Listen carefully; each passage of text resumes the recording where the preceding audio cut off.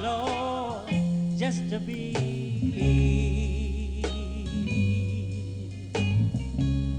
be baptized.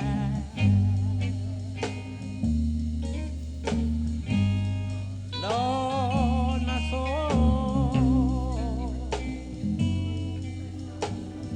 my soul just couldn't be contented. Oh Lord, oh, till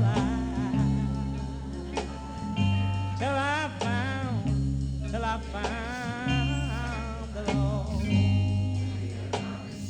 Lord God. Church, I pray, yeah, and I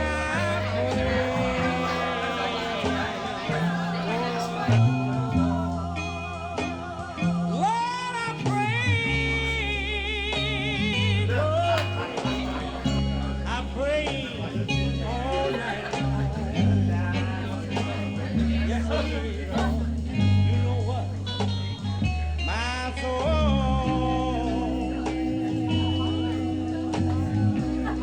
soul just couldn't be contented. Lord, until I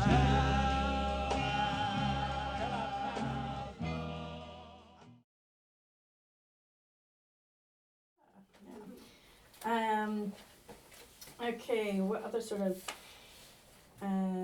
let's see, oh, Ella, can you stand up? Sure. And face that way. Yeah, you go ahead, give her one. I'm facing that way. We haven't talked about the shirt at all. Can you take a step into the middle for me? Is it going full camera? Excellent. So we can see your back. Thanks to Steve, you guys should be able to identify the bird that's on the shirt. Yeah. What kind of bird is that? The Sankofa bird. The bird of remembering, in a sense. Does anybody recognize what is above the bird? Up in the air, up above its head. It's an image from one of Steve's prints. That you see that image repeated in multiple of his work. That's the Holy Spirit handkerchief. Yeah. And that is Steve's handkerchief. Now, those of you who are really familiar with Shad's latest album may notice that the Sankofa bird has a bit of a Shad twist on it. Yeah.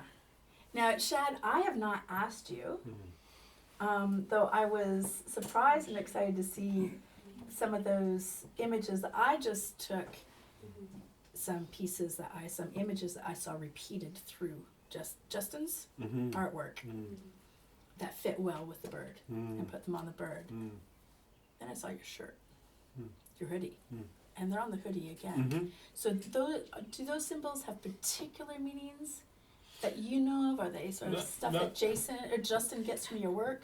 Yeah, not for me. For him, he was going for something very elemental. So the cover art is a lot of primary colors. And then in terms of symbols, yeah, he was kind of thinking about hieroglyphs and just these sort of basic elemental kind of like language. Because, you know, the album's about being human and what's fundamentally human. Yeah, right? yeah. So, yeah. Cool. I love that one of them is the bird and what looks like, the flower and what looks like a shovel, too. He always puts a flower in his Yeah, things. I noticed that. Like it is there all over. Aside from those who know, i.e. the team, what are those things standing on? It's a stone. And it's a stone from Scripture. And it's the stone of help, which is called the Ebenezer stone. So that's the Sankofa bird and the spirit handkerchief on the Ebenezer stone. Now that's the stone that Samuel raised, set up in commemoration to God's helping of the Israelites in the victory. The stone that, the word Ebenezer, thus far the Lord has helped us. And it was supposed to be a reminder to the Israelites as they carry on, when things get tough, things get crazy, to look back and see that stone and remember God has helped us this far. It's a point of remembering. It's a point of remembering that God helped us then. He will still keep helping us. Hence the name Ebenezer Scrooge, right? Yeah, Ebenezer Scrooge is so messed up in life, and the ghosts take him back to those points of his memories. And he remembers Scrooge. So that Scrooge, in that remembering, ceases being a Scrooge and fulfills the Ebenezer. It changes who he is. That's the Ebenezer stone. It's one more story that we've forgotten so much that when we see Christmas Carol, nobody catches that. And actually, a few people catch it. Pete was all over it. Yeah, Pete. Yeah. It's so like these are like our story is so cool, guys, and it interweaves everywhere in so many ways that makes so many things so much more rich, which is what both of these guys do in their art forms. So hence Ebenezer stone, and you can sit down. Kirstin, Yes. one more thing. Yeah. Oh, What does please. what does the seed mean? The seed. In the bird speak? Yeah. Oh yeah. The seed is new life, and it's about passing it on. Yeah. And like in the sculpture that I showed you that I created, Sankofa, I call my piece Sankofa Seed, because one, it's on the campus, and you got all these new lives that come to the campus virtually every day and every year, recycle through, and it's in front of one of the freshman dormitories. So freshmen are engaged with that, so they become representative of that seed. That bird itself becomes like the mother, and and then you think about the importance and the role of mother in all of our lives, and then it also kind of also plays off of the idea of mother and child too, or the children to come. Can I just quickly say, I love Steve. You were talking about how the bird looks backwards but is moving forwards, and that resonated with me so much. And just the idea that we can draw on the past, and not in a nostalgic way, but in a way that can propel us forward. And yeah, there was a lot of that in both your talks that that resonated with that theme. So thank you. Thank you.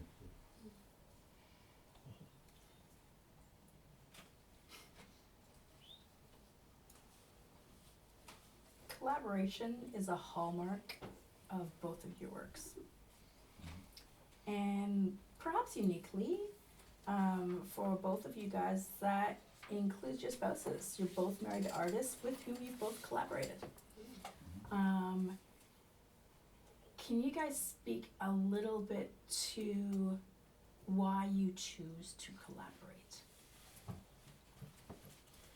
Sure. For me, I'll say the main reason, something I found out early in my work, is that without other voices, and there's all kinds of collaboration in my work, but like without other voices, when I listen back to my own work, it feels way too insular and to me almost claustrophobic. And the sense that I'm trying to bring people into my world, but I don't want them to feel stuck in my world. Right. I want them to come into my world and feel more expansive, if that makes sense. And so I find other voices are critical for that. And then there's a lot of other ways that I collaborate with people in terms of the music and stuff. And another thing I discovered fairly early on, maybe after like my second album or something, and now I do it every single time, is if there's someone, I'll pick someone who's like been kind of wanting to work with me, and I commit to doing something with them. Cool. And every single time it ends up being one of the songs I like the most.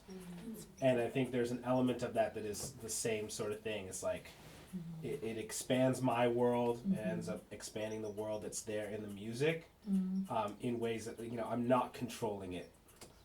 and I can't, it's not prescribed, and it calls out something different from me to have to work with something that's just there, right? So those are really the main purposes, and just fun, you know. Yeah. Like part of the reason why I got into making music was because it really is fun, and it really is an opportunity to have new experiences with new people, and so it just keeps the process alive and joyful for me too. Cool. Yeah, I can resonate with a lot what Shad just said, which I think he beautifully and eloquently stated it. But since this is all on remembering, as Shad was talking, I was just kind of casting my brain back into my life, which I do often. I'm constantly reflecting on that, on the young Steve and how Steve has matured over the years. And one of my earliest memories is in kindergarten at a school called Gentile Terrace. And my mom came to pick me up, and it was like after school, like class had already finished. And so I was over in this kind of box. It was, I can't remember his childhood memory, how big that box was, but I'm guessing it's like 10 by 10 feet. And it had a bunch of blocks all in it. Okay, yeah. And my earliest memory was in there, I was with the blocks, and I was directing all the kids on the build, what I was calling the hot tamale. I have no idea what I was doing, but I'm sitting there telling the kids to get the blocks, and I said, no, bring this over here. Put that right there. No, build it up. We gotta go taller. We gotta go bigger. And I'm telling these kids that. And my mom comes into that, and she's like, and the teacher's like, he's like amazing. He's like, all the kids just love him. And he said they all follow anything he says to do, they all follow it. And I remember them saying that. And I remember I'm going to my mom, as a kid, you grab your mom a leg. And my mom used to wear stockings. I used to love to wear her clothes, rub them against the stockings. I love that friction. And so I'm hugging her, and I used to rub my face against her. I remember those things, those textures and so forth. So fast forward, get to high school, and they brought us into gym for an assembly, and they said, we have this competition every year, a banner competition, and we have a theme. And they said the freshmen never won. And it said pretty much the seniors always win. So y'all need to step it up. And then, of course, one thing you don't know about me, I'm very competitive. So, so I was like, we're going to beat them. So I got together a whole team of people, and it's like that hot tamale again. I'm like guiding these people around, and they're all making. But the thing is, that falls right into what Shad said. People were imparting at this stage of the game. By high school, they started throwing in other ideas, and I was accepting of those ideas. That was changing the vision that I had. Right. And that's that maturity that I started to notice as I got older, as I get to continue to collaborate with people, is about making sure that we all have, that space to operate in, that we got to share it, and that is something that we both bring to life and we birth together. Then fast forward to my wife, she's the one that reached out to me about using my piece, Nine Little Indians, which is alluding to the Little Rock Nine, as part of her piece, which was a smaller piece. Okay. It was called The Youngest of Nine. Okay. And it was just like 4 or 5 minutes, and then so we collaborated on that, and then I went to her and I started expanding the idea, and we sit in the Starbucks and we just like hash it out, So anyway, it's been organic and those kind of connections, and I think it's beautiful that me and my wife are able to work together, and for us to have that communication and the clarity of the communication, that we also allow each other the creative space to work together and find these pieces, and we're thinking about other things to create with and other projects, so we get a chance to travel together. Because many times I'm sitting in these lonely hotels. Sometimes I wake up and I'm like, where the heck am I? That hasn't happened here. I've been very mindful. I'm serious. But there are times I wake up in a hotel and I'm like, I don't even know where I'm at. And I like have to look at my watch to see, all right, okay, flip, all right, what am I supposed to be doing? But anyway, to be able to go travel with my wife, and we're doing this project together. But with this project, with the dance, I'm in the I'm the supporting actor, and she's the lead actor, and I tell her that. I tell everybody that. I say my stuff is supporting, so I got to make sure my art doesn't over dominate what's on there, what she's doing in terms of the dance. So that's why I've really reduced my work out and flattened it in ways which it typically, I fill space up. Mm-hmm. Literally, I fill space. Yeah, So, so anyway. change that. Yeah. Yeah. Oh, that's very cool. That's very cool. Kirstin, can I say something real quick? Yes. In academia, you can't you can't use a collaborative book toward tenure. What? Are Because you it's not, serious? I it's didn't not a realize genuine that. academic contribution. Of Because they course it can't ain't. tell what you're responsible for and what the co-author is responsible for. So at least in elite academia, they tell you, don't co-author books, because it won't help you. Wow. It's so different than what y'all are describing. So sad. That is, One more thing for us to change. Yeah. So you get your guys. That's right. that's a critical point. Yeah, yeah. Shad, I have many times read and heard you described as, sorry, I'm gonna crack up now, just the term. I know it's meant to be a serious term, but a conscious rapper, and I just can't help thinking, oh, thank goodness you're not an unconscious rapper. Every time. It's really hard to do, I think.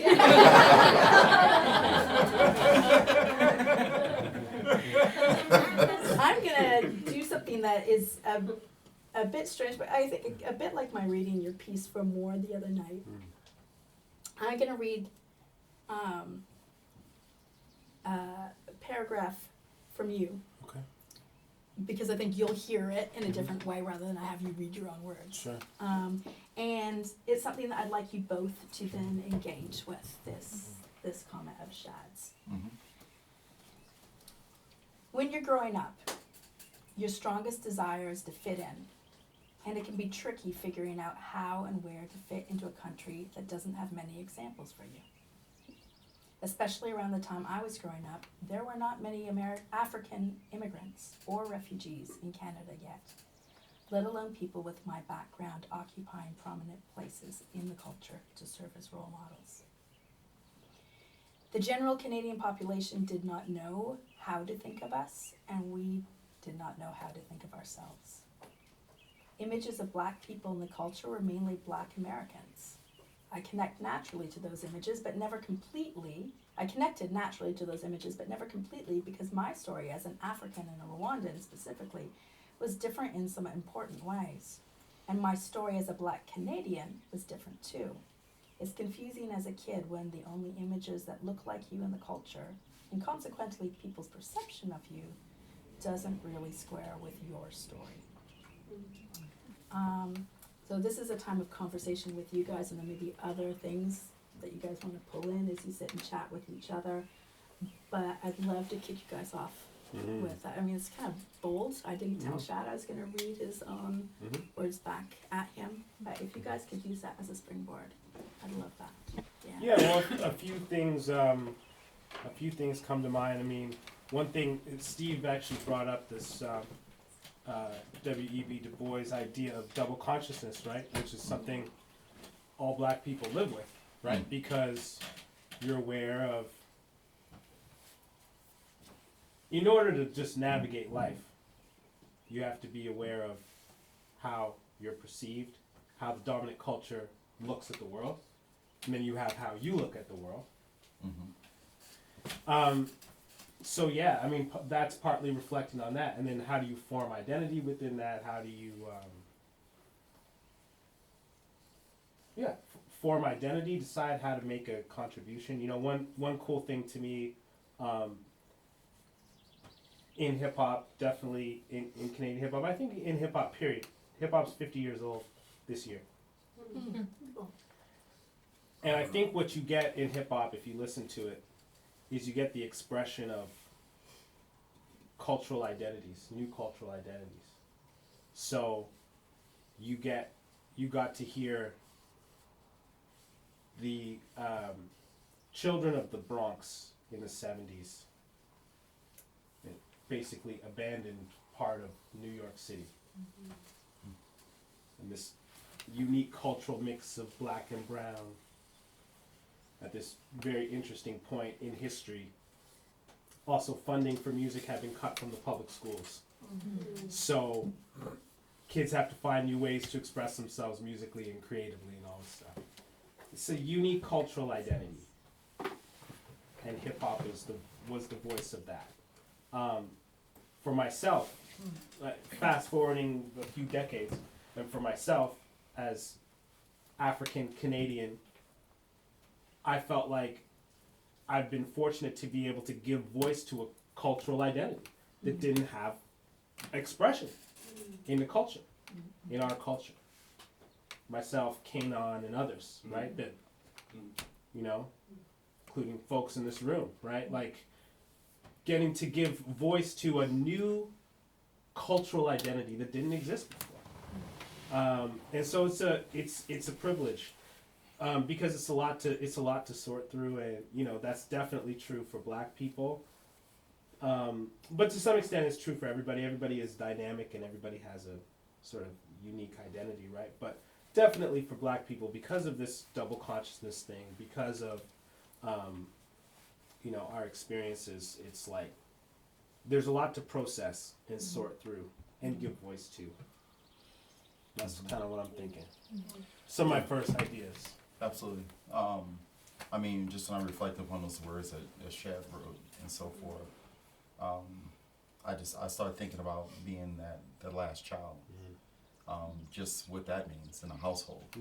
You know, being the baby, and in that struggle in the household to be seen, to be heard, and then growing up in the South, the deep South, where the model was, you know, children should be seen and not heard.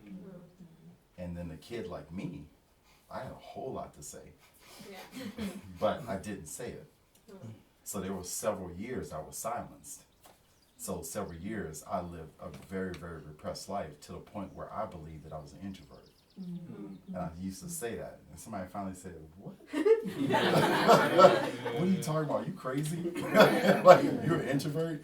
You're not an introvert, Steve." You know, and I'm like, "What are you talking about?" You know, and what I was speaking, I was out of my repression, and my repression was translated into insecurity.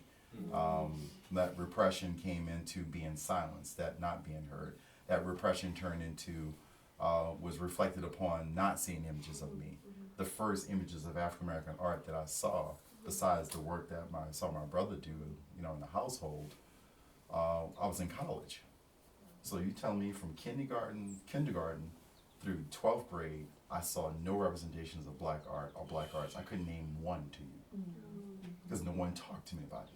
No, I didn't see any. I didn't go to any museums from kindergarten through college. So some people's experience, they were going to museums and all this kind of stuff, like as soon as they can talk. And my life was sopped of all that.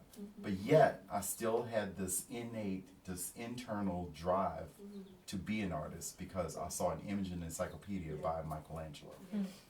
So that was my spark. And I was still able to see, not so much myself, I saw something beautiful that I wanted to emulate. And then the next thing that infiltrated the household, that began to give me the shaping or the journey towards doing the art, was comic books. And it was the stories. That's what captivated me. It's like, oh, they tell me stories, these fantastical stories. So for a little kid who's who doesn't have power, the comic book, that's why I was able to see myself as having power and having superpowers. You know, you see all these things are just congealing and coming together. And so by the time I get to high school, I'm making my own comic books. And then I'm starting to critically look at things. Then I had some really critical things that happened that really began to shape me. One was from one of our teachers named Mr. Sewer. It was a civics class we're in. And every day for that class, he would invite one of the students to go up to the front and read one of the scriptures to start the class. One day, he called up one of the students to go up to the front of the class. He read it, and then one of the female students in the class raised their hand and said, "Why don't you call on female students to come up here and read?" And everybody went, because you know that was the first time that I heard a student challenge a teacher, and it was like. You couldn't hear a pin drop in the room because we looked at her like, I can't believe you said that. Then we looked at him, what are you going to say?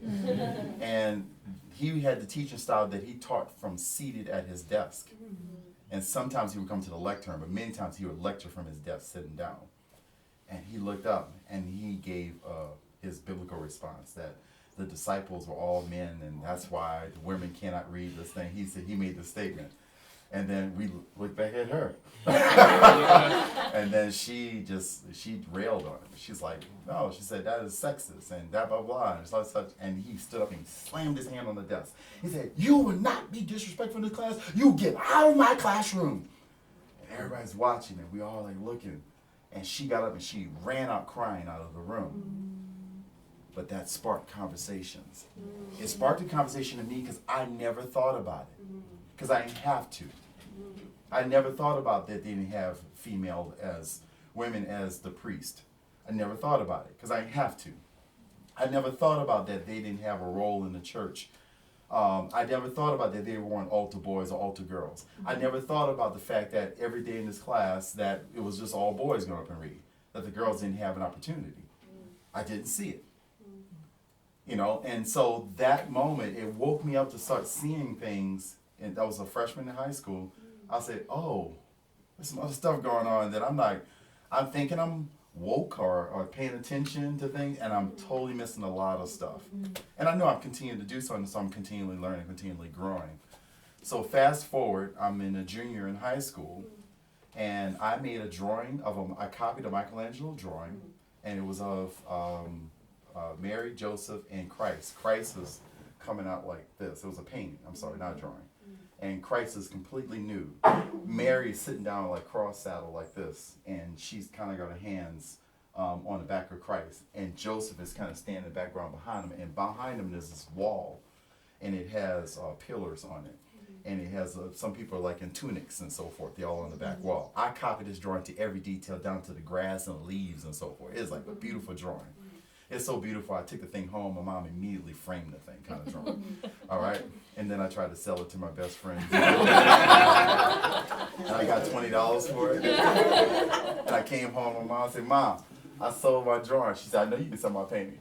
I said, no, I made that, but I sold it. She said, you better go get my drawing back. And I said, Mom, she gave it, I can't go right back. She said, I don't care what, you better go bring that thing back and get my painting back. And so I went back over to Ms. Logwood. Ms. Logwood, I got to get my painting back. My mom said, I can't sell it. So anyway, back to school before I gave it to my mom.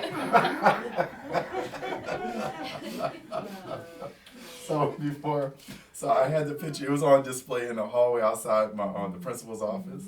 And every day I would go the long way to class because I wanted to see my picture on the wall. I was proud. I was like, oh, I did that. And I passed by. This day I came by, it was nothing but 4 pieces of tape on the wall. I said, oh, snap, somebody stole my artwork. So I ran to the office. I said, hey, did you see what happened to my art piece on the wall? And she said, oh, honey, go talk to your art teacher, Miss Vitale.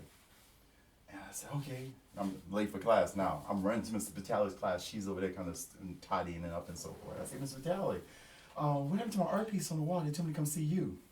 She said, oh, Steve, we had to take your piece down. There was a complaint about it. And I said, complaint? What's the complaint? There's a complaint about the nudity in your work. I said, Jesus? You know? I said, that's what he's talking about. The nudity in the world. Jesus, and his penis was showing. And this little baby penis. Right?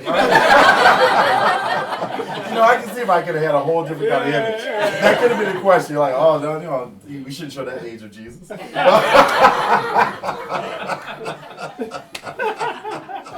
See? So you don't see those images in church. I was like, he's growing up.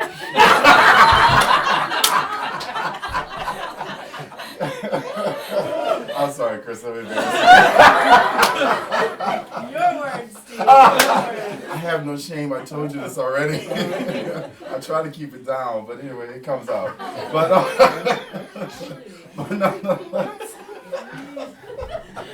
Now you won't be able to breathe. All right, but anyway. So I was disturbed by that. And I was like, you just took my piece. It's like that was the first time I was censored. You see, these are critical moments in my life. So one, I'm learning about the church, and I'm learning about the disparities and the inequities that are embedded within the Catholic Church in terms of ways in which it has ostracized women from being able to participate equally in the service. And I found it was a problem. And then then the next thing is you censor me over my artwork about nudity. And I'm like, I had already built a not the words acceptance, but a understanding of the beauty of the human body, and it was wholesome. I didn't think when I drew it, that was not even a thought in my brain that I was doing something that was irreverent or something that was vulgar. It was beautiful. I'm copying this drawing. I'm trying to capture every detail, and I was thinking of the body that way. So those things began to shape me, and then the next wave that hit me in that same time period was the fact that when I was in love with these comic books and all these different things from Marvel comics that I was in love with, I didn't see myself. I didn't see the superheroes, and it was lacking of them. And then when I go home, and one of the things I love was TV, and I particularly love old television. I love old black and white films. And again, I was erased. You know, so you've seen all these levels of erasure, that your voice is not there. Then I'm this kid who's crying out through my work, through my art, trying to be seen. You know, and that manifests into I got in trouble a lot because I was crying for attention that I wasn't getting. You know, and then that starts to separate me and makes me look like I'm this problematic kid. And that's why I get tinted as without looking at all those other issues that were going on in society where I'm just constantly being erased. And then I think about, let's fast forward. And I think about the young black women on predominantly white institutional campuses. What I see with the young black women, they are literally on an island. And what I mean by them on an island, they literally don't have the black guys looking out, coming after them to make relationships with them, and they don't have the white guys for particular black girls. If they're dark-skinned black girls, nobody's looking at them. Because the black woman has this kind of aura about her, a construction about her black body. I don't know how it is in here in Canada, I'm talking about America. What circulates around the black female's body is this kind of thing. Oh, the black woman's like domineering, she's bossy. They got all these negative constructs that circulate around her. She's on the island, and me as a professor, I'm like, I get this vantage point, I'm able to see it. And then I got these black male students and these black female students coming to me for that kind of refuge. And then me as professor, I don't get credit for all this extra work that I'm doing as a professor, all this extra counseling I'm doing. It don't show up in terms of my evaluation. It actively hurts you. It actively hurts me. You're not doing the productive work you're supposed to do. Yeah. You see what I'm saying? So I'm seeing the layers not only about how it affected me then, how it's affecting our youth now. And then the black girls that are approached typically are the light-skinned black girls that teeter more to fitting more of these constructs of the what is beautiful. And then there's this whole swatch of black girls that just don't get looked at. And how do they get support? They have to be strong. They have to be assertive. They have to stand whatever, and they gotta do these things. And these are the same roles that they end up playing as mothers when the fathers are incarcerated.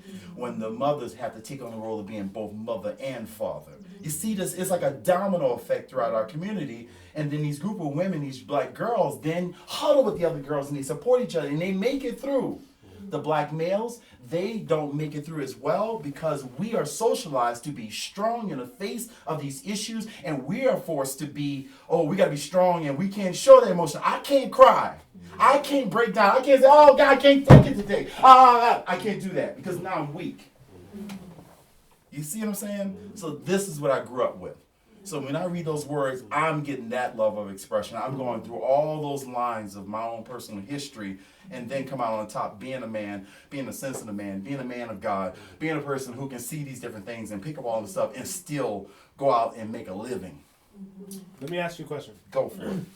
Did you come across, because I've come across it, I'm forgetting all the names in the Canadian context, but black visual artists being erased. Have you come across that in your study of art history? They're absolutely erased. Yeah. There's only a certain sector of black artists that are canonized. There's only a small swatch of them. And typically in contemporary art, I was asked a question downstairs about what kind of art I like and so forth and things like that. A lot of artists I like, most people won't know because they're not in the mainstream, you know. And if I were to start rattling off those different artists, and the ones that, and I see in contemporary times, like right now, that are accepted within the canon, that are looked upon very critically, are the artists that are self-deprecating. Those are the ones that are allowed in. Interesting. I tell you, I'll give you all this charge. When you go to museums, see if you see images of black art, in particular black art and black love. Look for that. Look for black love, and see if the museums are purchasing and buying that kind of work that shows representation of that. What I see of other culture groups, they show the full spectrum. Right.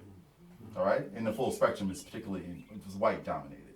All right, they're not showing Asian love. They're not showing Latino love. They're not showing, you know, I can go down to all the other culture groups that you don't see that full spectrum of their representation that's shown in the museums. And when you say that, is it their collection? Because I think it shows up in special like shows. But are you talking specifically about like how the museum actually increases their own collection? Absolutely. Yeah. We're ostracized out of it. So I'm so grateful that God took me out of the classroom and put me in a museum context, so I'm able to put pressure upon my director to say, no, we need other representation. So I'm pointing them to different people. I'm pointing them to other people for them to collect. And they're buying them. They're buying the work based on my recommendations. So I was sitting in the office with him, and we were having a conversation, and he was trying to pride himself on the fact that they had increased the amount of purchasing of black art, blah, blah, blah, and, you know, feeling good. And I said, yeah, that's all nice and good. And I said, but if we do the numbers and look at it, it's really not that much. Right. I said, the little bit of artwork that you borrowed, percentage-wise to that, what percentage is that? Silence. It's like 0.001%. And meanwhile, every year for multiple years, you did not buy any work of art of diversity to fill in the museum. You didn't do it. And then now I'm saying, now do it. And then you know what happens? The response is, well, we got to do it for everybody. Now all of a sudden you got this contrite heart that's accepting of everybody. Meanwhile, you've ostracized people for years and years and years. And so what should happen at the moment is stop buying any work that has right representation in it. Stop. You can't do that because you need donors. It goes back to what you lose. It's the same mechanism. And that's what I'm challenging. And it goes back to you don't have proper representation. And then you bring these black people onto your campus and you go into these particular sectors and it don't last. They run out of there. And you're like, well, why can't we retain them? We created some black opportunities for them, some black programs for them, but it's not part of the structure because you added it on. It was not part of the bottom foundation to make this thing work. That's the problems. By self-deprecating, did you mean the artists are self-deprecating or self-suppressing, or do you mean that the museums can, like, that it's not a problematic piece, or that the blackness in it isn't as, like, what did you mean by self-deprecating? Self-deprecating to the sense that it shows, it almost like it reifies the power structure in your demise. So, for example, a person like Carol Walker, I don't know if you're familiar with her work. Carol Walker is particularly known for doing like these black silhouettes. Y'all look her up, Carol Walker. And she got her claim to fame with making these black silhouettes, and she shows like the antebellum South, and she shows images of black children being dismembered, being raped, all kinds of stuff. And it looks, it's the cameo kind of images, and it kind of looks kind of benign when you first look at it, but then you really look at it and you see that a child is sitting on a man's lap and he's giving her a lap dance, and it's really, really disturbing stuff. It's not far from what actually happened, but it just becomes a reification or a re-representation of what happened, and it doesn't go beyond it. And her, I guess her call, I can't fully go all out on her. I've never had a conversation with her, but it's a work where it just shows us in this state, and we've kind of like stuck there. And it creates that power structure where they're constantly in this position of power, whereas it doesn't show us in a position where we're just exerting and showing our beauty and our power, period. Yeah, I get that, thanks. All right? Does that make sense? Totally, it's just, I And there's another guy down in Texas. His work is like in the canon. His name Michael Ray Charles, and so he makes these kind of images of black people eating watermelons, all this different stereotypic kind of things with the big lips, and we're all looking goofy and all this kind of stuff.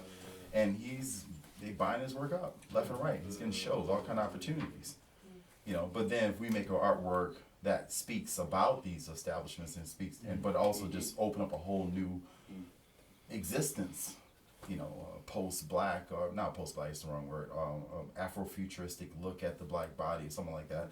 It may get in some areas, but for the most part, it's held to the fringes. But it won't get pushed into the area to be called the fine art. That's right. You see what I'm saying? Yeah. So it still will not get called the master. You know, it is this hierarchy in terms of the whole space. What's acceptable and what's not. Yeah. I'm gonna put Chad hold. Remember, guys, I'm gonna assert my role here. That feel free to ask distinctions if you need to, but this is kind of time for these guys to query each other, and we get them after the break. Okay, so hold back your questions, and this is like Shad asking Steve questions, Steve asking. Yeah, like for the most part. Yeah, I see a similar thing in terms of representation and erasure in music and black music, right? It's like these understandings. People want to have these very clear categorical understandings of like this is black music, and don't want to necessarily look at or the contributions to what is considered sort of like white music from black people gets erased. So for example, like when I get asked about in February, when I get asked about like black Canadian musical history, right? Yeah. Sometimes I get asked to, you know, shout out a black Canadian musical hero or whatever. And the expectation and what they want me to say is somebody from the 70s or 80s or something like that, that squares with the white Canadian understanding of black Canada as this relatively new thing. Correct. And the example that I love to bring up, the artist I love to shout out that they don't know what to do with, is there was two brothers from New Brunswick in the 1890s called the Bohe Brothers.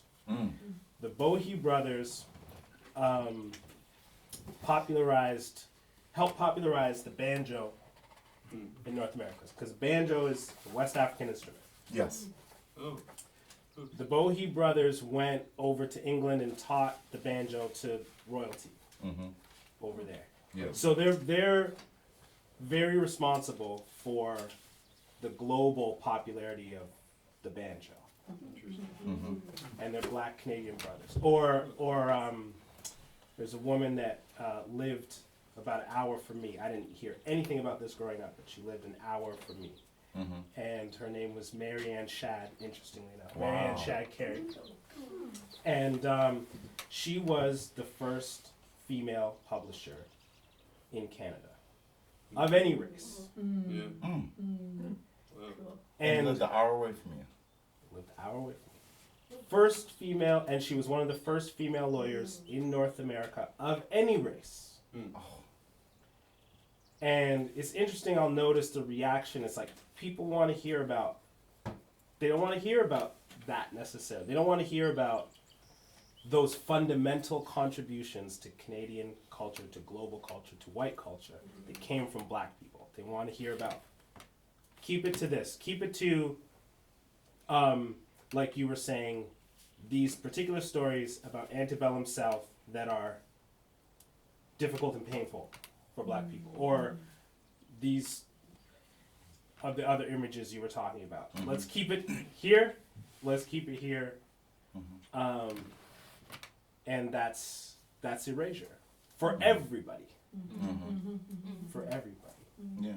Yeah, it's like certain films that I just don't want to see anymore. Like the last one with Will Smith, and then he plays the guy that Toni Morrison writes about when she talked about the guy had a choke cherry tree on his back.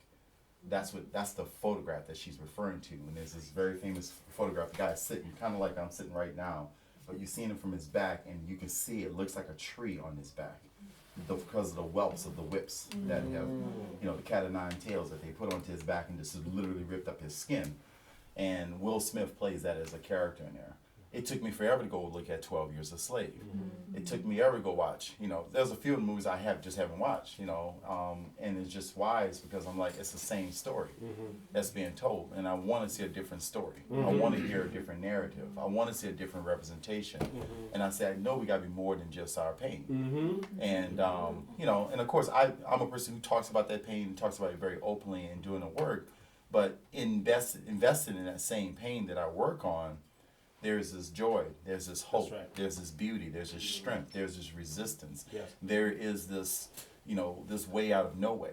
There is this, and I got a whole series that I did, and it was called the Old Testament series. I didn't show them in this particular talk.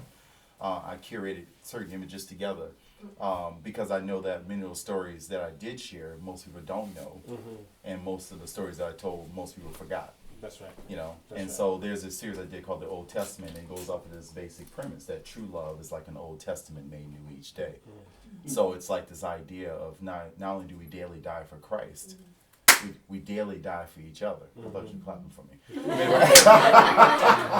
thought you gave it amen. I said, all right, that's all right. Just messing with you. But anyway, but it's like the daily dying for each other, and I was having a conversation with a couple of people the other day, I can't remember, it was yesterday or the day before, but I was saying, we don't say yes when we get married, or we don't say okay, we say I do. Those are action words. I do. I do. That's what we say. And I say we should say it to each other. I do. Yes. And that's how we move forward. Yes. We need to think about a reconnection or reconsecration of our vows to each other.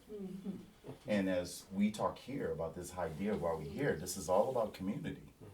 And this is a community not only making a revow to each other, but a revow to the land around us from which we come from. And having us be good stewards as we look at the Bible and we think about creation and how it was made and what directive did God give us. Are we living up to that? So those are questions I ask, but in the midst of it, we have to deal with the complications of our black skin. That's right. And in dealing with, I can look right past it and I can just see you as a human being, but I also know that there's another narrative that's circulating that some of us carry consciously and unconsciously. But most times I circulate in the world where it's not told to me. I have to feel my way through the world. That's right. And we have to find stories. We have to find our stories. Yeah. Or we have to find our stories. You're talking about your father giving you these works of history and stuff. Yes. Because they were not because he taught in understood that it's not taught. Because the world is going to tell you a story that's false because they don't know their story. Nor your story. So, well, speaking of stories, for you, what story from your family, from your upbringing, that you consider to be one of those critical shaping ones for you? There's quite a few. Quite a few. So let me try to think of a couple. Because you told one of your mother, and what she said to you as a little child the other day when we were having a conversation in church. Yeah, again, this history is not taught. I remember my dad sitting me down once with a documentary about Lumumba. Patrice Lumumba. Patrice Lumumba, leader of African socialism in the Congo, and how they took him out. Yeah. And why they took him out. And, seeing that as a young age, and that's not nowhere in our schools. No, non-existent. Right? But this is a story of, and I think it's important to emphasize, this was our story of our region, but it's also the world's story. It's also Canada's story, right? Because our mining companies are over there. This is all this is our story. This is Canada's story too. This is white Canada's story too. They don't know it, right? Colonialism in Rwanda also is an interesting story. So officially, colonialism started in Rwanda in the 1880s. Now, no white European had been on the record, had been there until maybe the later, maybe 10 years later, late 1800s, early 1900s. but they had some conference in Europe and they just said like, this is ours. So, and that's still in the history books, and people are uncritical about that. They're like, it became a German colony this date. Just because they said that. Okay? Spoken into existence. Spoken into existence. And also, the records say, yeah, and then no Europeans arrived until this time. Now, if you go to Rwanda, you talk to people, they're like, oh yeah, there were Europeans here. But they didn't leave. Alive. But they don't record that history. But they don't record that history. That's a critical pause. Right? But they don't record that history. They don't record that. They don't record that. They don't record that. They don't record that history. So again, it's like these stories that are like, I was taught that through your dad? My family. Yeah. My dad, my mom, they're like, oh yeah. No, they were here. They tried to come here. Oh, wow. You know, but that's not recorded, right? Yeah. So all these little stories that, like, as a kid, I'm like, oh, like, this is not taught. This will never be, maybe never be taught here. Correct. But this isn't, and like, it, to me, it's so important to emphasize, this isn't just my story. This isn't just African story. This is world story. This is Europe story. This is Canada story. I've learned a little bit about Haiti recently as well. You know, and the way Haiti changed the world's consciousness about slavery, about equality, about all this stuff. About revolt. About revolt. And that's not taught. No, you don't want to teach that story. You know, no. You know? And that was, I mean, just to piggyback on that, in the American context, you know, they fostered enough of the narrative about, you know, about slavery, about the white-black dynamic and the subjugation of the black body and so forth, and to the point where they even created some of the narrative that some of the slaves were happy in their position. And there's actual record of slave owners writing about it when the slave left, and they were shocked. They said, because he was like, he loved us. He loved being here.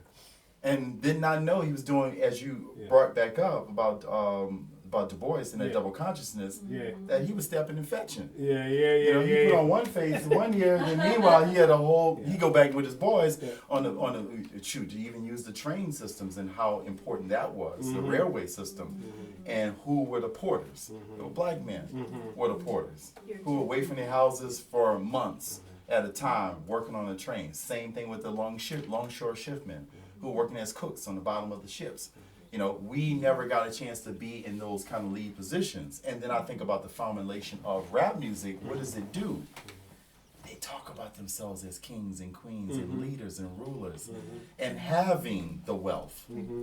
Even though they didn't have it, they were speaking like they did. So that's lying and signifying. It's that same construct. You know, and it's like, and I'm gonna tell you how bad I am, even though I may not be that bad, but I'm gonna give you the guides of it, and I'm a posture. It's in nature. That's what you see when a bird does. When he does his dance to get that girl. It trying to perk and puff itself up and flap them feathers, show all of its colors and whatever. And that's what we're doing. We're trying to be heard. We're trying to be seen. We're trying to break that narrative of that we didn't have anything. And even though we didn't have anything, but we wanted to at least act like we did. You know, and we'll put on the guys. We'll put the aluminum foil on top of the little piece of wood and say that's my gold medallion or my silver medallion, whatever.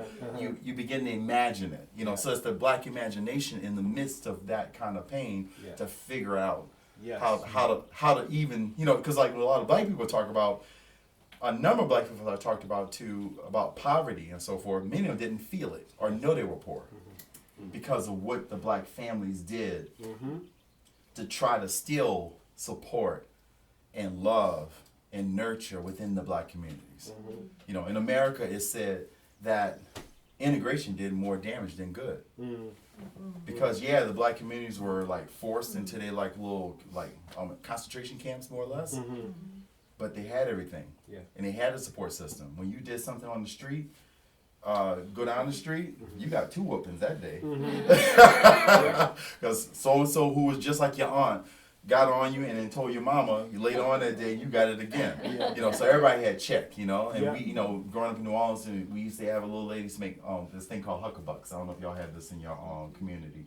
It's basically they take Kool-Aid and they put it in a cup of water and put it in the freezer and they're called frozen cups too. I see you shaking your head, you know about it.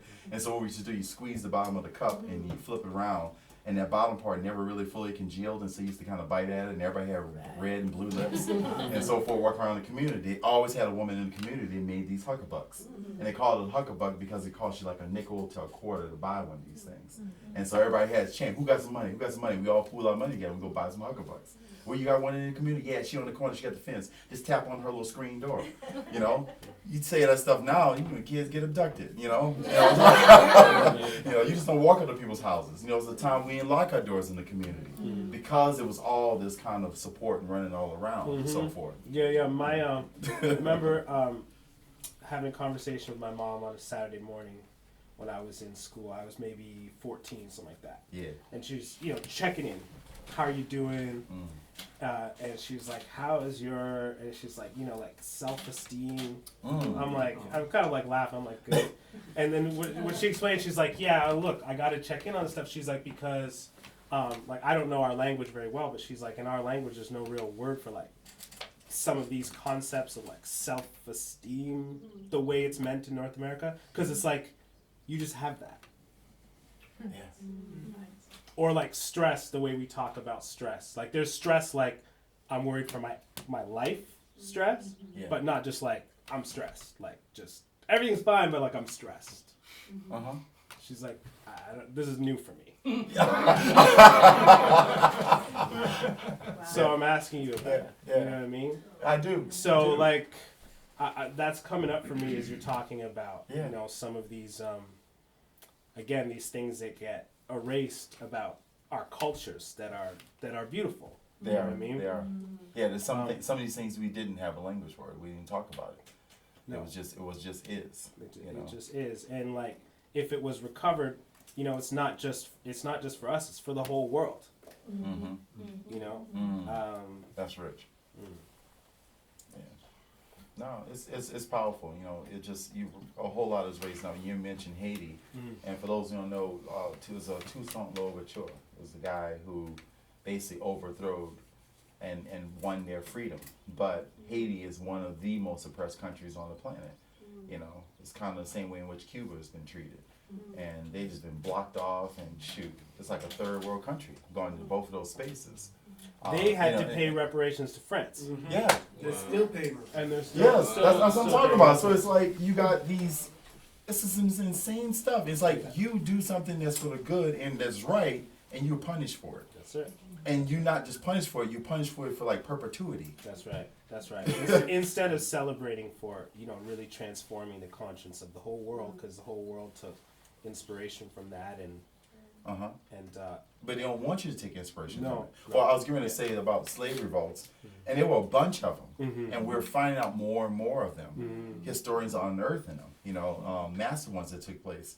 One I just created some artwork about, I was commissioned by this guy, I did this project in Nashville, Tennessee, and it's a project called the Jonah People, and I ended up creating this giant painting, it's 12 feet by 25 feet. And the way I define it is, it's a phantasmagoric representations of the atrocities of African Americans from the onset of chattel slavery to the present. So that's what I've built up as far as how to define this piece. But it shows all these atrocities, but it also shows how we endured, how we pushed through it, how we still survived, and how we're still here. That whole adage of, they tried to bury us, but they didn't know we were seeds. It's that kind of idea. And, so in that image, a number of black people I shared it with, I had a series of black heads on pikes. And they, it's hey, what's that about? That's some gruesome looking images. I said, well, there was a major slave revolt, I'm forgetting the year, it was 18 something, in New Orleans, where there was a massive slave revolt where they, black folks had went down a whole tirade and killed a bunch of people, but then they were all eventually caught. And then just to send a message to the rest of the world about them, they cut all their heads off and they put them on pikes and they lined them down one of New Orleans' most popular streets. If anybody think of New Orleans, this is one of the streets you're gonna think of. It was Canal Street. Wow. Canal Street is the most popular street besides Bourbon Street, but that's one of our major thoroughways that goes all the way to the river, and they line their heads on pikes all the way down it to send the message. Don't do this.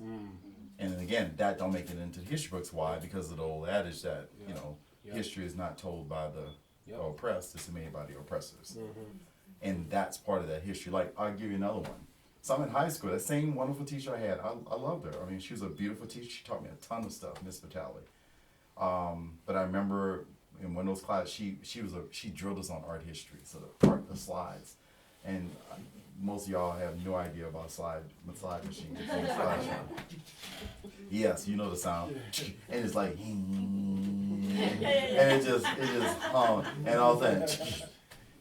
And it was like, it had to be super dark in the room because it had a very low lumen in terms of the projection. So the room was black. And I remember as a student, boy, you be sitting there, I got some of my best sleep in those classes. It's just like, God. And they were warning me the other day, saying, Steve, you trying to make it dark in here right after lunch? And I saw a few of y'all nodding. But anyway, but I was like, I'm not mad at you because I would be doing the same thing. You know, but nonetheless, we saw a slide of the Sphinx, and I saw the nose knocked off of the Sphinx. Right. And then I saw a bunch of other artwork that she was showing us of Egypt and so forth. I saw a common denominator. I said, why are all these noses knocked off of these sculptures? I said, it's odd. And I said, especially like the Sphinx. And she said, it was wind erosion. That's what she told me. I was like, and I accepted it. I'm a teenager. I don't know no better. I'm asking my teacher to tell me the truth. To tell me what it is. She should have said, if she didn't know, I don't know. But she told me it was wind erosion. And so I'm just imagining the wind. And I didn't fully put it together because I'm like, well, the whole face should have been like flat. Why just take the nose? You know, that's an odd thing. I'm realizing this right now. I was told the same thing. What? No. I was told that it was erosion. Me too. Yeah, my teacher. Oh, snap. What's the truth? That is not the truth, people. Okay, what is it? You see what I'm saying? There's something as minor as that. So I get to college, and I'm in an art class. We're in an art appreciation class. Now, mind you, 90% of the class, me and the other kid that came from Redeemer, the school I went to for high school, we killing the class. We're killing the class so bad to the point where the class is like coming to us. Like, how do y'all know all this stuff? Like, who taught y'all that? I said, I fussed at Miss Battali for teaching all this stuff, drilling the stuff on us. But then I got to college and realized how much ahead I was of like everybody. Like, I was talking to my brother, he went through IB program. So it was like, I was in the IB program before IB with this woman. So that thing shows up, and one of the students asked the same question. I raised my hand with pride, but I knew the answer. And I said, the noses got knocked off of us for wind erosion. The professor said, what? And he started laughing. He said, who told you that? I said, and me and Kurt both, like Siamese twins. Our teacher from high school told us that. And he said, no, I don't want to say Napoleon's army shot that nose off of that Sphinx. Wow. They were using it for target practice. Wow. And a lot of the features were knocked off of the statues because of the Afrocentric features. Right. They were trying to annihilate them because of the power of the culture. Because of the power of Egyptian culture that lasts for over 3,000 years, maintained together, and you got all those temples and the brilliance of those people that we still can't figure out how they did it. They gotta tell Gen Z different because they're still telling millennials that. No, and to the point where they have reduced it to say, well, they were aliens that did it. They can't imagine that a human had that level of knowledge back then because we can't figure it out. Yeah. That's what people say. And I'm talking about when I came back telling the stories, you're like, Steve, well, you think that people did that? These are people now walked up to me and look at me like this, shaking their head, like, look at me like this. You think people did that? I think that's aliens who are here that did that. And they look at me like, yeah, what you think, Steve? I'm like, no, there's some people, they were just brilliant, and they held on. They held their culture, and they were dogging and pushing that thing around, and they had a lot of people to believe. So anyway, those are lies. There's tons of them. And got to college, so being at the HBCU, I was so grateful being in that space because it became that space of comfortability. Mm-hmm. It became the space that I saw people that looked just like me all around me every day. I would go back to the dorm, that was who was there. I go to basketball practice, that's who was there. I go to games when we play other places, that's who was there. I go to any class, that's who was there. You know, the only thing was lacking in my undergrad institutional space, they didn't have a lot of males there. It was 9-1. It was to my favor, but nonetheless. But it was, you know, they didn't have a balance of male-female there. And that bespeaks of another issue societally. When I was in college, what was being said globally? So I'm in at 87 and 91. I'm at Xavier. The historians, the people, historians and people, the philosophers. That's what I'm looking for. They were speaking about black male extinction. That's what's being said in the 80s into the 90s.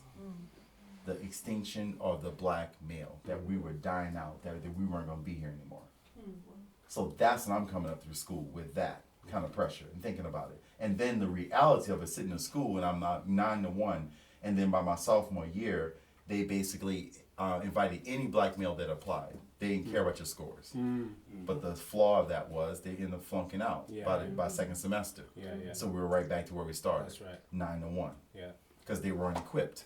And that bespeaks of a whole nother systemic issue from the K through 12 schools. That's right. And kids coming through can't even read by the time they get to college. Yeah. And because they got a lot of people that gave up on those people, on the people in the school systems, and you had a lot of people thought they couldn't learn, and they found a lot of people that just thought they were lost. So you have that kind of stuff that's spread across our education system. And why too? We don't have equal representation of in the classroom. I can count on one hand how many black males. I had no black male or female teachers from K through 12. All right, let alone how many black male teachers I've had over the years. You know, and that's representation matters. It matters. You know, when you see somebody that looks like you and that you're working with, you know, and so all these things shape us, and we made it through it. And we, you know, but that doesn't mean I still don't feel the scars, and I know that there's a mass of people who are still not aware of the history, not aware of what is going on. So that's why I have this balance between, I can make these images of love, representation, but I also need to make that image, that work that's conscious, that's not sleeping. So I have to work in that space too, because I know how much misinformation is out there.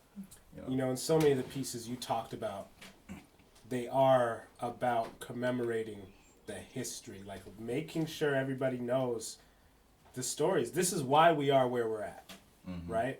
Yes. Those things that happen in schools and the way the school system is built, it's not like, it's actually not baffling if you know the stories. If you know about phrenology and you know about, you know, these pseudoscientific ideas about race and intelligence, well then it's not surprising. But if you don't know those stories, then people go, oh, that's horrible, and they don't think it comes from anywhere. They think that's one individual who is racist or something like that. It's like, no. This is in our culture. It's in our culture for reasons that you can go back and you can find out about. Yes. You know? And that's what we keep trying to point you. So you see, because phrenology, then I think about who culturally starts to push that out there. The Roots. You know, it's the group The Roots who push that. That was the first time that I saw the word. Yes. Was from their album cover. Yes. Then I saw one of the old pictures that they showed of the brain and trying to say how black brain was smaller and we were not as intelligent as. I'm like, dang, there's some deep stuff. That's what they're breaking down. That's it. And those stories continue. So like in my hometown, London, in the late 80s, early 90s, I can't remember exactly what it was. There was a professor at that school that was still doing race and intelligence studies, publishing this stuff. My dad started the African Association of our hometown, and it was largely in response to that, because it was like, we got to look out for our kids. We got to band together. We got kids that are at this school where they're publishing this thing. Wow. And we got to look. And so now, you know, we're in this sort of post-2020 George Floyd moment. Institutions are looking at themselves a little bit more closely. And you got some people that are still very resistant to the idea that they might have internalized racist ideas in their approach to students. It's like, well, yeah, you have, because this is the culture. these are the stories that have, you know, transpired. It's not just, it's not just in a vacuum. My sister, when she was in high school, her guidance counselor said, based on your personality and everything, you should be like a flight attendant would be a great job for you, which is a wonderful job. Yeah. But my sister was top of her class in math and science, and she was student council president, and now she's an electrical engineer. But she was supposed to be a flight attendant. Now, people might go, "Oh, that's so crazy that teacher said that." But think about the environment. This is a teacher in this city, where a professor who's tenured, who worked at that school till his death, was publishing these studies. Like, this is the environment. This is the history, you know? Yeah. And it's even amplified even more because we're in the era of, at the height of misinformation. It's amplified. It's like we don't know what's real and what's fake in terms of news that we're receiving. And so it's just like a whole mode of confusion that we have. And it's so critical that we share these stories in these kind of communal spaces outside, turn off the internet, and that we have these human-to-human conversations. That's right. That doesn't rely on some one professor writing a book and then espousing all this information and writing a whole thesis and everything off of it for our demise. And then to have this stuff trail into 2020, where we're in 2023, and we still think that wind erosion affecting the dang on Sphinx. That's it. That's it. That's it. That's a problem. That's a major problem. It's a major problem, and you know. And everybody's being miseducated. That's my thing. Is everybody's? It's not just us. It's not just us. You know what I mean? Like everybody is. Everybody is. You know. And so. And I think about somebody asked the question last night where we were sitting there about like top female rappers, and I don't know why I didn't think of her. She's like my top is on Lauryn Hill, and she's like more than a rapper. She's something else. But that album is a classic. Miseducation of Lauryn Hill. If y'all ever heard that, you just need to listen to that thing. That thing is that's a work of art, and it's lasted. Cause that thing was made like 1994. Yeah, something like the 90s. Yeah. Yeah. And it holds up. You put it on radio, you thought it was just made yesterday. So it's the one that's gonna hold up for a long time. Anyway, I don't know, just something popped in my head. I kept saying that word miseducation. Yes. And that's why it came back. That's it. That's it. And it really is. It really does affect all of us. Yeah. Oh my goodness. Okay, gents, you got 10 minutes to grill each other a little bit more, and then we're gonna break for some ice cream and kombucha up here. Indeed. So, you talked a little bit about it, like what's on your mind, what you're working on, as far as an artist, as a creative. What's heavy on you right now? What's moving you? And the question is, that thing that's moving you, does it seep into you in your household? Does it seep into the household? Yeah. That's a good question. So what's on my mind now, thinking about the last album that I worked on and kind of what comes next. So the last album I worked on was this thing about fragmentation and like us as individuals, as a society, are we coming apart? And what are these different, what's happening to these different parts of what makes us human, you know? Yeah. And so the thing I've been thinking a lot about lately is, I guess you could call it a different process of remembering. So one way of remembering is the pieces coming back together. Another way of remembering maybe is the pieces do disappear and dissipate, but somehow form into something else, if that makes sense. Like sometimes things end. And that's okay. Because there's new life on the other side. So that's what I've been thinking about a lot lately is maybe some of the problems we have in our world right now have to do with people clinging to things that should be allowed to pass away. Maybe that's a problem. Maybe there's ways of thinking. But just to tie off that question, does that passing away in terms of things that happen societally? Is that also with memory? Is that forgetting? So I'm thinking about it not in terms of forgetting. What I'm thinking about is in terms of like some of these ideas. Let's say the phrenology, the like. There's a lot of people clinging to these ideas. Right. That's a very sort of simple example. Those people have to let that go. But maybe there's also ways of doing things, even institutions that don't make sense. So like we were talking about education yesterday in the morning about how public education started because if you were at home in a rural area, like you knew how to grow food and you knew how to be with your family and you knew how to care for your neighbors, but what you couldn't know is like you maybe have 4 books in the house, if that. You couldn't know about chemistry, you couldn't know about those things. So public education started. Now we almost have this opposite problem of like you can learn anything on your phone about chemistry or books or whatever, but what we don't know anymore is how to grow food, how to be with each other, how to be a good neighbor. So like, but yet we cling to these institutions as they are, and maybe we need to let that go. Oh, well, let me throw another mix in there. Yeah. Because we're in the AI era. There's been some circulation of that. There was a AI conversation on our campus. This professor is doing some major research in that realm. And one of the things that his department is doing is that they're using the satellites out in space where they can take pictures of communities from outer space. And they're able to use algorithms to determine the wealth of areas based on based on your rooftops. Wow. Yes. Talk about reducing it to a number. They can tell how much people are making based on the rooftops. Wow. And they can tell like by that because by the schools that they have in the community in terms of how many buildings you got on your campus. How many pools, how many tennis courts, how many football fields. That's how they're determining wealth. And so they're saying that they're looking at to determine wealth that way so they can go try to help those communities in despair. But then it goes another level. They got, when you go to get a job, they got a computer program right now that will look at you and it will run your face through a database of criminals.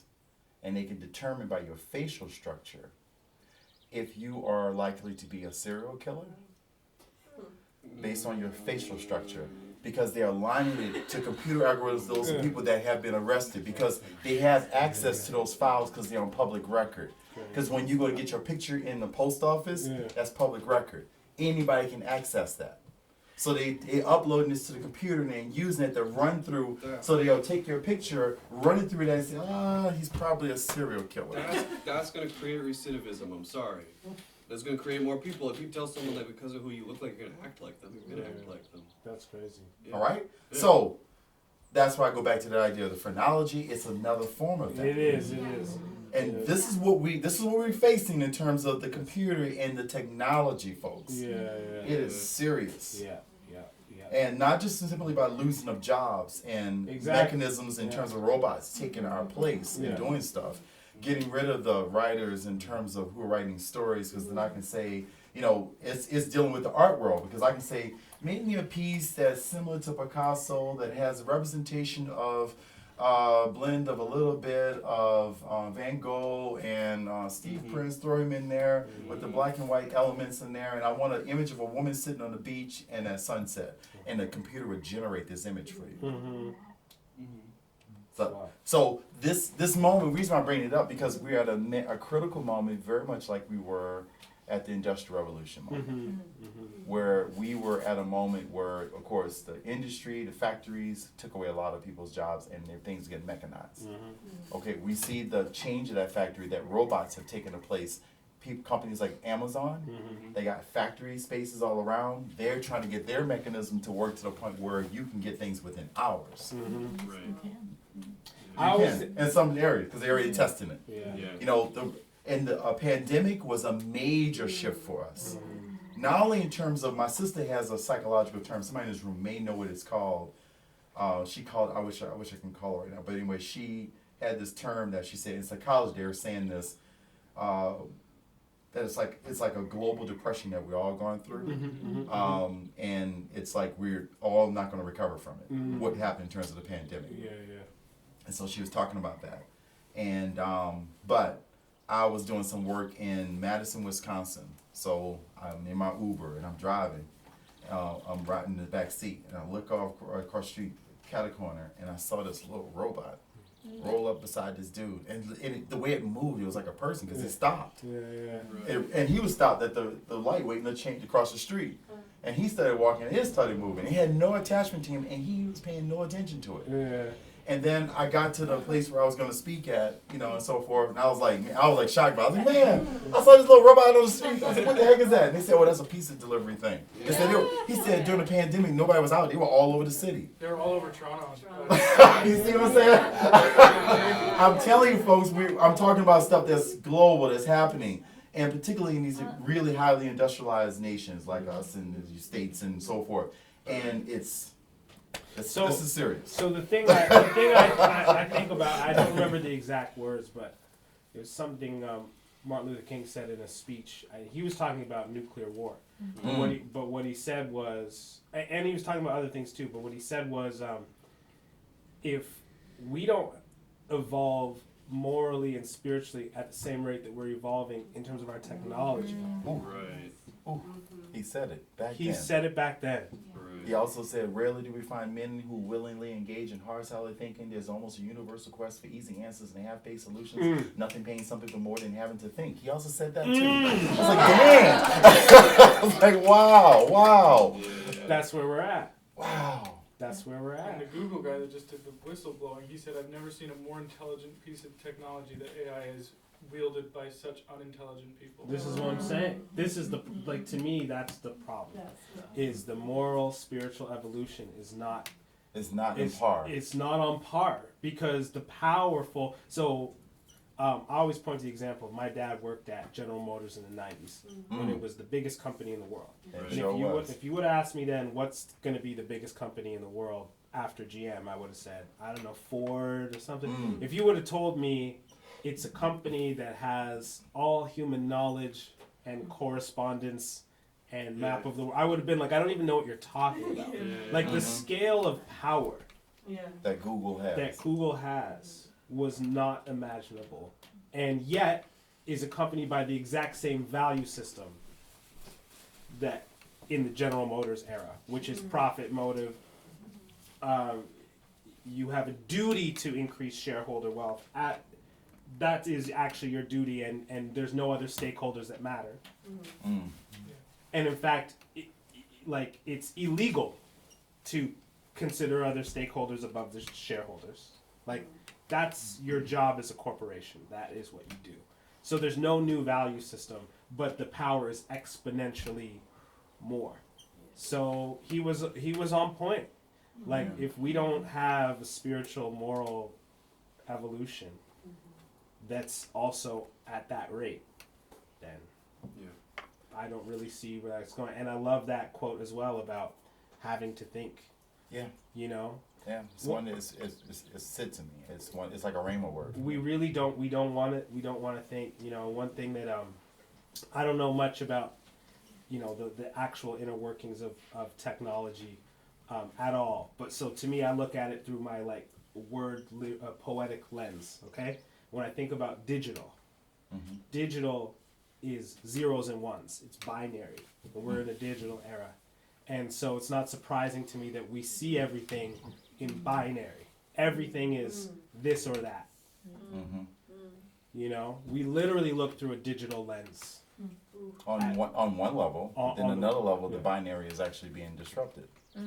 So that's my other hope is maybe if we get past digital to something else that is more like analog, like human, not just this or that thinking. Then maybe we'll get back to something that's more human and more rich. But I'll ask you the same question. What do you want? What are you working on? That's rich, man. Rich. I'm just working on several different projects. I just made a proposal to the city of Williamsburg for the creation of a memorial to unsung heroes of the African American community. And so they have located somewhere near like 50 to 60 different people. And they asked if I could come up with a memorial design for them. Only reason why I didn't show it to you is because it's in early stages of it and so forth. I didn't show the sketches of it because it's not proper yet.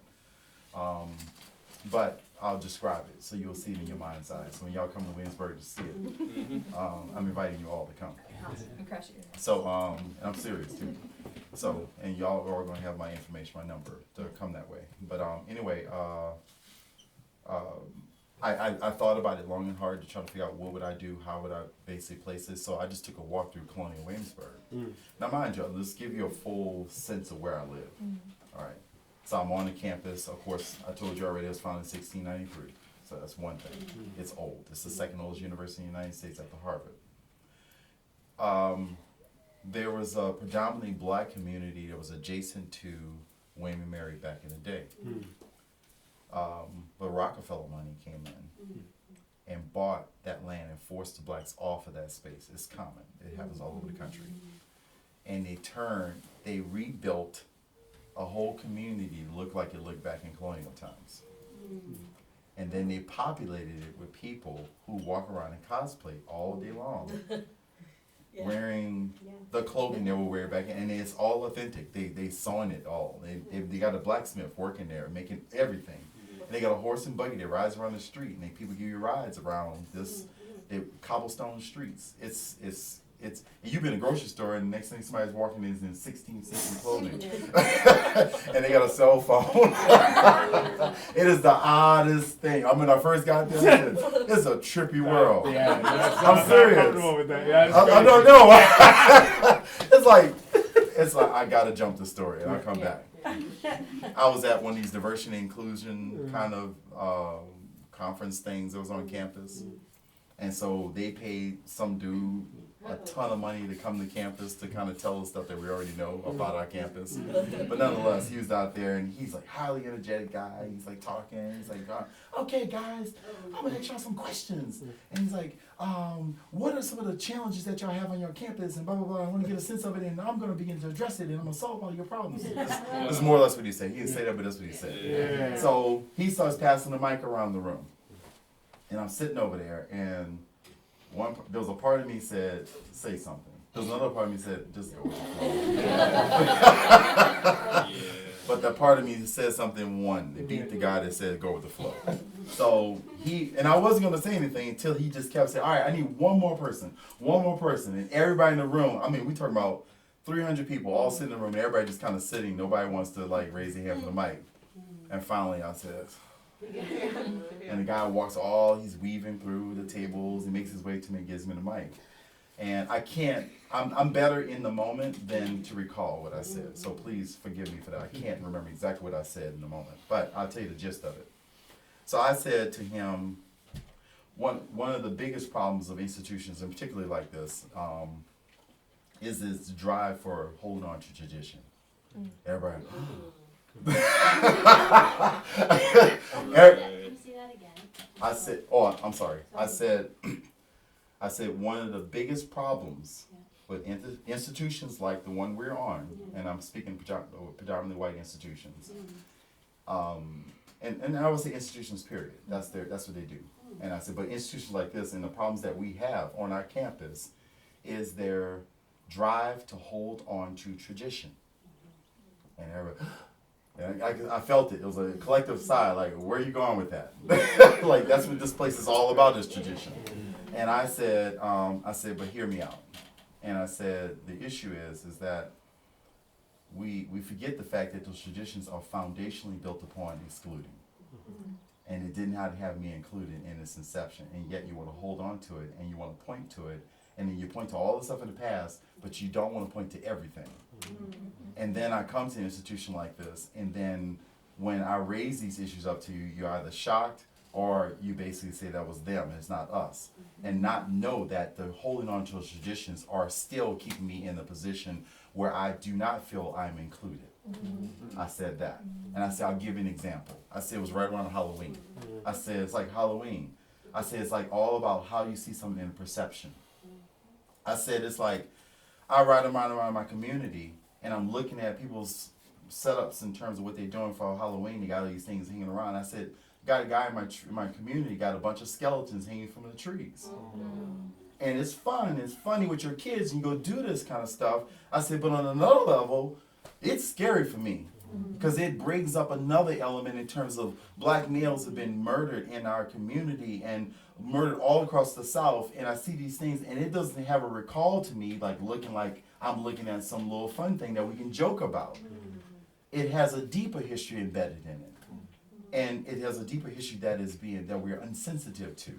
And that we need to be more sensitive to in terms of the symbols that we perpetuate and the stuff that we tend to hold on to as far as tradition. I think I said it close to what I said before now, but somehow I got into that spirit again. But nonetheless, I said that, and then the crowd went, oh. And they all looked at him, and he's like, oh, that's a really good question. He did not answer my question. He couldn't grapple with it. Yeah. It was too much for him, And then people, what happens when I say something like that in a group of people, then everybody's walking to me, talking to me in the hallway. Like, Steve, and they still talking to me about it. I run into somebody on campus. I never forget that you was at the conference. You spoke about such. So I'm hopeful that what I said is resonating in them. And I hope that I'm not just talking to myself. And I'm hoping I don't read as a person that's just disgruntled in this space, because I'm not. I just simply care. And I care about my representation, I care about other people's representation, I care about all of representation, and I want it to be different. But in order for it to be different, we got to deal with the details. And we can't hide from them. And so that's all I'm calling for. Because if not, then I get the most common question I get asked at most institutions that I've been at, that I've been at different types of institutions, but if I've been at a predominantly white institution, the most common question I get is, how long are you here? Or, are you happy here? Because they also know of the rates of people that look like me that don't stay. They know it. They understand it. And then I'm like, I hope I'm as long as I want to be. That's my answer. And I can go anywhere. Why? It goes back to I've been telling people, because I love myself. I'm good. I'm fine wherever I go. I'm not worried about all that stuff that is going on. You can have whatever. I'm not looking at that stuff. I'm looking at what I can do with the time that I have, and I'm going to let God use me, period. That's it. And all other stuff is fluff, because life is too short to be worrying about all that other stuff, and to be worrying about how somebody's looking at me. That's your problem, not mine. So that's how I flow. Anyway, back to the piece. So I'm walked around Colonial Williamsburg, and I'm looking at the buildings, and the thing that stood out to me is that the history told us that black people built those buildings, but there's no record of it. So I'm looking around. And then when I get to the start of Colonial Williamsburg, which is Dark Street, which stands for Duke of Gloucester, it was a street where slaves were sold. But sitting on a bench made of bronze is Thomas Jefferson. Just like this. In this pose. And I don't know how many counts, his bronze has changed colors in certain spaces because people rubbed him and touched him and put the arm around him. They've taken pictures and selfies and all this stuff with this very complex character. I don't say erase him from history. I do not say that. Right. But he's a complex character in history, in global history. So it's there, and I was like, there are no black representation in this community. So I said that was one of the things I thought of that needs to happen. Then the next thing I said, I want to make a house. A house structure be made out of metal. And I want it to be reminiscent of some of those houses from the past. One side of the house is actually going to have a Martin Luther King quote on it. That's going to be made in cut filigree. So that means that it'll be cut and you can see into the structure. When you go around to the back of the house, it's going to be made up of bodies, of black bodies, not stuck in a perpetual state of servitude, but a perpetual state of support. Because that's what it took for them to make it through that. I want them girding each other, pushing and holding, supporting, protecting. That's what their postures are going to say. And the whole wall's be made of that, the whole back of the house. When you get to the other side of the house, in low relief, I want, get them, I saw you winding up. I was like, strike. Strike, Padawan. I was like, Yoda on him. See, that's the hip hop language, you know, just pulling stuff together. You got me like I that. love it. So anyway, that whole side I want in low relief on the whole surface, and it's going to be those 40 to 50 people made into like a giant collage, their facial representation. And then I'm going to, the next level is the roof of the house on one side. I want to find it's not all, I want to find many of the descendants of those people who were enslaved. And I'm going to get plaster masks from their faces. And then I'm going to cast those masks in aluminum, and I'm going to make one whole roof of their faces as the protectors and the preservers of their history and how it gets passed on. And then the other side of the roof, I want that side to be open. Because inside the structure, I want to have giant chimes inside of it. That's why I want the object to be penetrated, so wind can go into it. Then I don't want ting, ting, ting, ting. I want boom, boom, boom, boom. I want that bass sound to kick through the community, and I want the house act as an echo chamber. And the front of the house, I want it to be like a natural facade, but I want that to be created in steel on the front of it, that you see it. And I want the door to be cracked open, as if you can, like it's inviting you to come in. But I don't want it fully open because I don't want people going there and vandalize my junk. All right? You know how people, their creative mind will come up with a way. That's right. So anyway, it's just going to have a crack. And if you can fit in that mug, you like, oh, Elastic Man. All right? They might have that in the future. But anyway, I won't be here. Then I want to go and find the oldest male and female of the community, the matriarch and the patriarch of the community. And I want to make a bronze statue of them.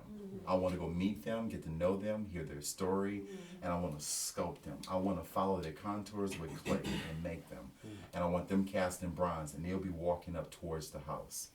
The ground upon this is all going to be on, the name of this piece, I'm calling it Sacred Ground. I want it to be a fertility figure coming straight from Africa. So I want the large head structure and a plus, which is also a female symbol.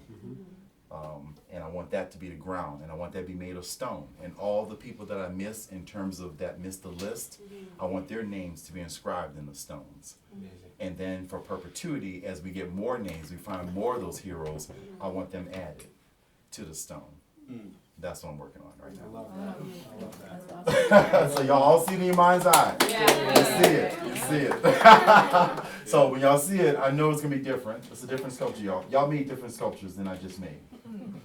But I'm gonna make my version of that idea, and you're gonna all those components hopefully will be there at the end. I'm gonna let you know what's gonna affect that sculpture. What do you think? That's amazing. What's gonna affect that sculpture possibly? Thank you. Your